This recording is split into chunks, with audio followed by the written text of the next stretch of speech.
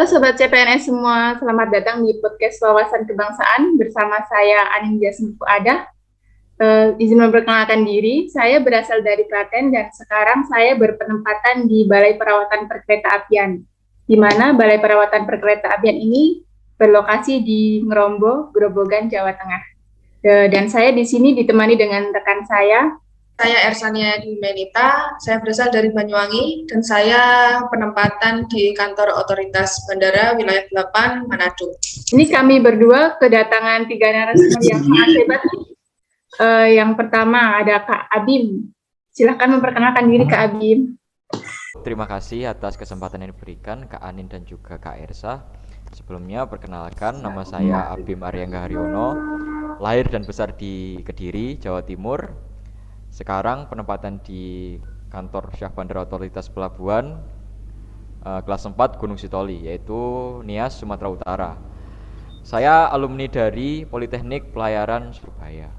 Cukup? Silakan Kak Adit, perkenalan diri. Ya, saya Aditya Putra Lusianto, saya berasal dari Kota Jombang, Jawa Timur. Saat ini saya penempatan di kantor otoritas Bandar Udara Wilayah 5 Makassar. Saya alumni dari Politeknik Penerbangan Surabaya. Ada Kak Rahmat, silahkan Kak Rahmat. Nama saya Rahmat Guntur Setia Pratama. Saya lahir di Banyuwangi, Jawa Timur. Dan saat ini saya ditempatkan di unit pelaksana teknis Bandar Udara kelas 3 Tanjung Harapan, Kalimantan Utara. Langsung saja nih kita ke pembahasan kita ya, yang bertopik wawasan kebangsaan. Untuk yang pertama, menurut rekan-rekan sendiri, makna wawasan kebangsaan itu apa sih? Dan bagaimana implementasi wawasan kebangsaan di tempat kerja rekan-rekan semua? Yang pertama dari Mas Adit dulu deh, gimana Mas Adit? Menurut saya, wawasan kebangsaan sendiri dapat diartikan sebagai konsepsi atau cara pandang yang dilandasi akan kesadaran diri sebagai warga negara akan diri dan lingkungannya, dengan mengutamakan kesatuan dan persatuan wilayah dalam penyelenggaraan kehidupan bermasyarakat, berbangsa, dan bernegara. Untuk implementasi sendiri di kantor kami, yang pertama dengan memakai baju batik pada hari Selasa dan juga Jumat. Selanjutnya, dengan kita menghargai perbedaan bahasa yang digunakan sehari-hari di kantor kami, karena kami sendiri berasal dari berbagai daerah dan juga wilayah dari seluruh Indonesia. Terima kasih Kak Adit. Saya mau tahu jawaban dari Kak Rahmat. Silahkan Kak Rahmat. Makna wawasan kebangsaan menurut saya, yakni yang pertama, mengamanatkan kepada seluruh masyarakat agar menempatkan persatuan dan kesatuan serta kepentingan bersama di atas kepentingan masing-masing atau golongan. Untuk contohnya di lingkungan tempat saya sendiri, yakni pada hari Jumat biasanya itu sebulan 2 kali itu diadakan kerja bakti bersama. Lalu setelah itu diadakan senam pagi. Senam pagi itu diadakan kebetulan oleh kantor bandara dengan mengikut sertakan masyarakat sekitar. Tentu hal ini dapat mempererat, saling membantu satu sama lain serta memberi manfaat bagi masyarakat sekitar. Yang kedua,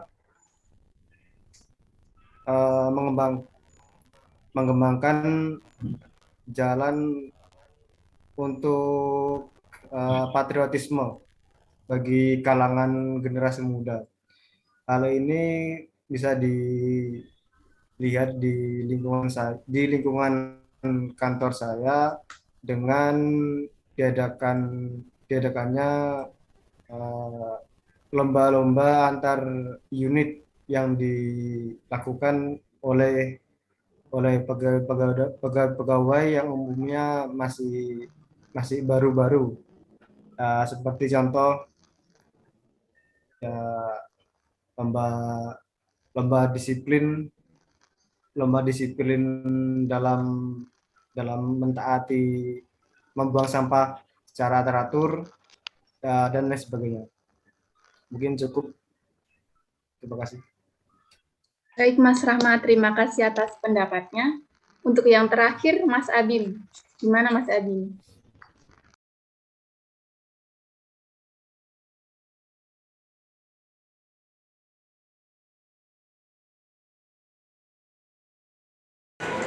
Baik, terima kasih atas kesempatan yang diberikan kepada saya, moderator. Pada kesempatan hari kali ini, saya akan menyampaikan pendapat saya tentang apa itu wawasan kebangsaan dan bagaimana implementasi di dunia kerja terkait dengan wawasan kebangsaan itu sendiri. Menurut saya, wawasan kebangsaan itu adalah berisi tentang sejarah-sejarah bangsa Indonesia serta sejarah-sejarah pergerakan Indonesia sampai Indonesia menjadi merdeka seperti sekarang ini. Tujuannya apa? Tujuannya untuk kita sebagai calon CPNS khususnya mendapatkan pondasi yang kuat dan juga mendapatkan pengetahuan yang lebih lagi. Yang belum tahu kita menjadi tahu, yang sudah tahu kita akan jadi lebih kuat lagi ingatannya tentang sejarah Indonesia.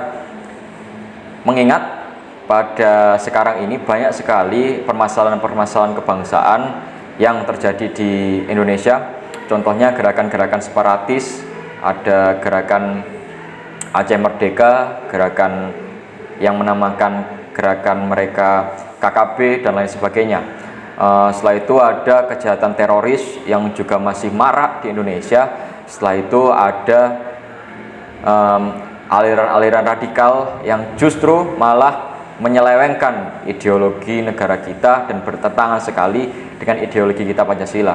Oleh sebab itu, maka seluruh CPNS tentunya diharapkan terjauh atau terhindar dari ideologi maupun gerakan-gerakan sesat tersebut, sehingga kita menjadi calon CPNS dan juga PNS pegawai yang bersih dan juga jujur serta dapat mengemban amanah atau tugas dengan baik.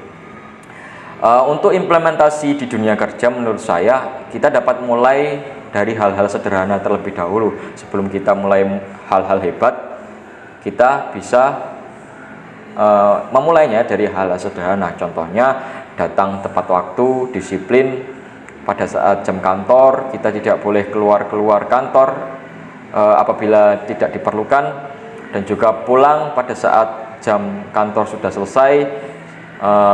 Selanjutnya adalah memakai pakaian tradisional atau pakaian batik pada hari-hari tertentu, sehingga kecintaan kita kepada tanah air melekat dalam diri kita, dan juga melakukan atau melaksanakan apel ataupun upacara bendera pada hari Senin. Mungkin itu saja pendapat yang saya sampaikan. Terima kasih, moderator. Apa sih untuk dapat pentingnya dilanjutkan. mengenali keberagaman budaya di Indonesia? Saya mau tahu jawaban Kak Abim lagi.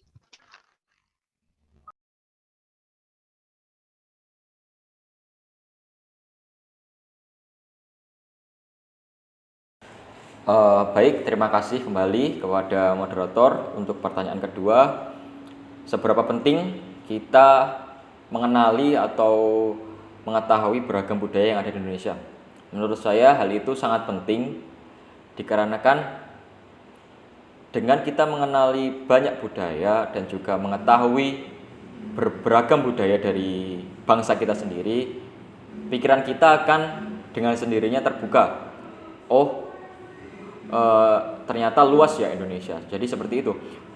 Pemikiran seseorang akan jauh lebih luas dan cara pandang kita terhadap bangsa kita juga berbeda.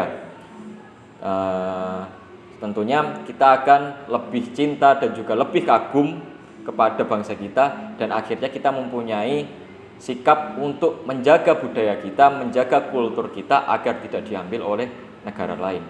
Jadi semua itu ada sangkut pautnya dengan kewajiban kita untuk berbela negara dan juga kemauan kita untuk bela negara. Apabila kita mengetahui banyak sekali budaya kita dan juga mengetahui beragam budaya kita, apabila ada orang lain yang ingin mengeklaim, kita harus maju, kita harus siap badan terlebih dahulu untuk menentang hal tersebut, entah itu bisa lewat sosial media, entah bisa lewat kita suarakan aspirasi kita kalau kita punya wewenang kepada bangsa-bangsa yang mengeklaim budaya kita tersebut. Banyak cara yang bisa kita lakukan. Jadi menurut saya hal itu sangat penting, dan juga kita sebagai bangsa Indonesia wajib mengetahui dan juga wajib Mas Adit nih mengamalkan bahwa Indonesia ini Bhinneka Tunggal Ika. Ya, baik, kalau menurut saya tetap sangat penting. Karena dengan kita mempelajari budaya, kita akan menjadi orang yang lebih menghargai dan menerima perbedaan. Kita akan mengerti bahwa di setiap daerah terdapat suku maupun budaya yang berbeda-beda. Dari keanekaragaman tersebutlah Indonesia bisa menjadi daya tarik bangsa lain dari belahan dunia untuk mengetahui, bahkan tidak sedikit dari bangsa-bangsa tersebut ingin mempelajari aneka ragam budaya dari Indonesia. Sekian. Oke, terima kasih Kak Adip. Selanjutnya Kak Rahmat, silahkan pendapatnya. Baik, mungkin saya akan sedikit menambahkan dari apa yang sudah disampaikan oleh Mas Abim ataupun Mas Adit. Penting sekali mengenal keberagaman budaya. Mungkin saya akan menjelaskan sedikit. Yang pertama itu menjadi pemersatu bangsa, karena dari asal muasal nenek moyang kita sendiri itu terdiri dari berbagai macam suku maupun bangsa. Nah, ini menarik. Contohnya justru keberagaman ini semakin mempersatukan kita. Contohnya seni batik. Seni batik ini tidak hanya dimiliki atau ada di Pulau Jawa.